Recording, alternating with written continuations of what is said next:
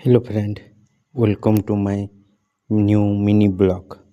तो चलो मुई इटा आमर गाँव बंदे अच्छे। तो देख इटा पूरा पानी खूब अच्छे और पूरा जेनार भी देख पूरा समान पानी अच्छे ना। और इने माछ चाष भी करसन, तो माछ भी खूब हेसी। तो एबे पानी नहीं अटबातार खरा मास आइले पानी अटी जीवा। तो इने लोक मने भी खूब पानी गासन और आमे मने भी उधर उधर गासूँ और खूब मजा मस्ती करसूँ। तो चलो मुई तमके देखो छे इटा कांदुल आंट।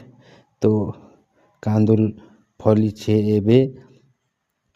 तो एबे जुड़ला ना कांदुल कांदुल मारबा टाइम होला ना।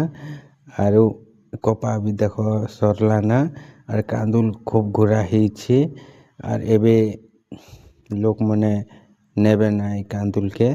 तो तमके जदि मोर ब्लॉग पसंद लागला बा लाइक शेयर कमेंट सब्सक्राइब करबाटा नहीं भूलबो। तो तमके जदि एंता नुआ नुआ ब्लॉग देखबार अच्छे बोले मोर मिनी ब्लॉग चैनल के सब्सक्राइब करबाटा नहीं भूलबो।